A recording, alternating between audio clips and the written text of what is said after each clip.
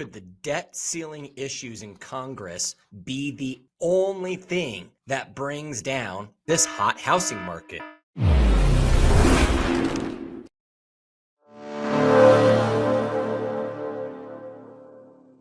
On this week's weekly edition of the National Housing Market Update, we are going to bring you the week-over-week indicators that lead to us being able to better get ahead of any foreseeable issues. As we know, immediate pending listings is a great indicator for how the market is performing. We also know that the amount of price reductions is a great indicator on where demand is in the market. And as we look at available inventory every single week, that also gives us a better understanding of what is happening with the real crisis we've been in for many years, which is the lack of available homes, which is really driving up any demand pricing in the market. So as we look at the debt ceiling crisis and the impact that could have, you could see that what we know is that home buyers have been out in this market. They have pretty much been taking off any new available homes that come to the market, and the remaining ones are being sold within a period of time that is creating great demand in the market. However,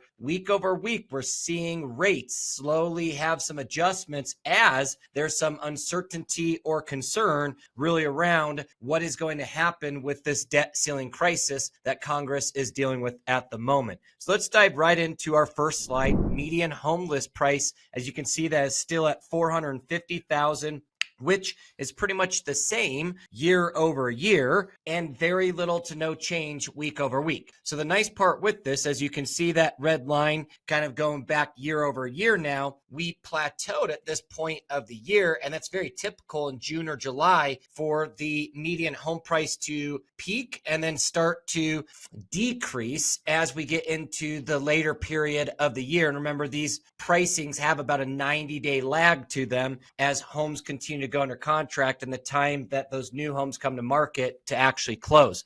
But as you can see, we had a very dramatic decrease last year compared to the prior years. So it's going to be very interesting to see where this number is here over the next couple months. If it continues to rise, that will be a great indicator that we're going to see this year over year home price appreciation, even while we were going through a correction. Now, one of the other things is you look at total single family available inventory weekly and by year, you can see that inventory did rise by 0.9%. We have 424,000 homes available, which is very, very limited. It was 420,000 2 weeks ago. The other part with this, though, is that remember, the inventory demand last year was increasing by about 15 to 20%. So you see that number in 2022. Look at that line really start to increase dramatically. That was the correction that we experienced back in April or May of last year. But as you look at those prior years, 19, 18, 17, you can see that it's very seasonal in April and May for inventory to start increasing. Well, not 15 to 20%, but let's call it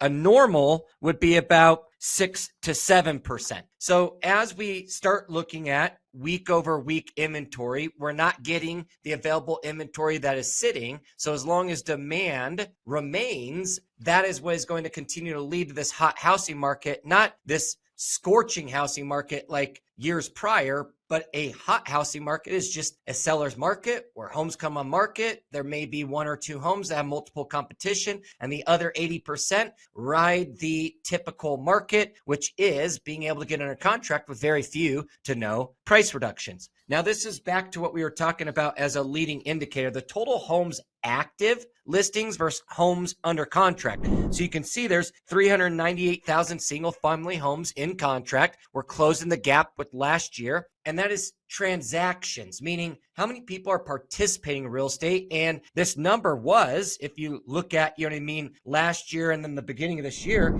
about 30 to 35% less activity. But now we're only about 15%, which means that we may, over the next couple months, see the same amount of home sales or transactions occur that we actually saw last year as we go into quarter 3 and quarter 4. Now, what's interesting about this stat, as we were saying, is that with the amount of homes that are immediately going under contract. And you can see the difference is that light red line compared to that red line. The red lines is the available listings come in the market. The light line is the percentage of listings that are going under contract. So immediately, as you look at this, 23% of homes are immediately going under contract, meaning 1 out of 4 are going under contract within the first weekend that they list. Now, last year, you could see there was an abundance of this new listing availability that did not go under contract, which was the gap of the available listings and those that are immediately going under contract, which is what created this market to where there was not enough demand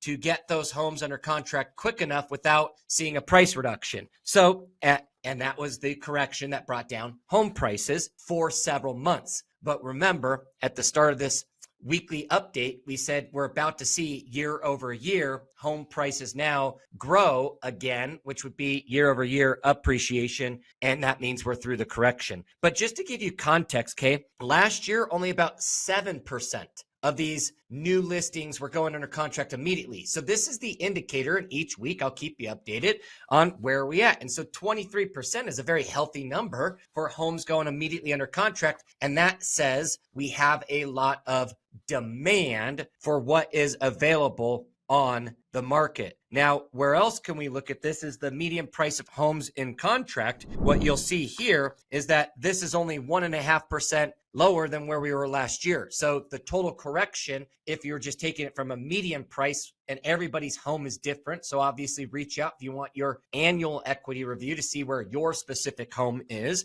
that in the next couple months, knowing how hot the market's been for the last 3 months, this number, as you see that light line in 2022 starts to decrease. If we continue to remain where we're at over the next couple months from a median price, which we're predicting we probably will, is we'll now see this number be above last year, which is a great indicator of year over year home price appreciation. Remember, as we start looking at the last indicator, which is the percent of properties with price reductions, is that at only 29.9%. And you can see that from May to June, it is rising a little bit, but very limited from the amount of what is typical in, as you look at 18, 19, and overall a normal market, which was not 20, not 21, and 2022, you can see was the correction and how steep and quick we saw those price reductions accelerate like I was speaking about. But overall, the second, third quarter, you usually start to see a peak in price adjustments to where they start coming back down again in the fourth quarter, as you can see in pretty much almost every single year, even through some of the years that were outliers from typical seasonality. So it'll be interesting to see how long do we continue to go with very limited to no price reductions, which will also continue to be an indicator of the actual demand. So overall valuation is right now, the market is still very, very strong for people to sell, very, very strong for those wanting to get in the market to buy. And then confidence factor for both is that the current market conditions for the future show nothing leading towards any concerns around home prices continuing to rise. But why I brought up and the context to the statement at the beginning of today's video is we do want to make sure that we monitor what is happening with mortgage rates, as that was the key indicator to where demand was and the overall ceiling for affordability. So we'll keep you updated every single week from me to you. If you need any other individual or situational context or understanding of what's happening in the real estate market nationwide and here locally for you, reach out, schedule a 15-minute strategy review, and we'd be happy to walk you through what's happening in your market. Justin Martin, as always, keeping you current, but this time week by week.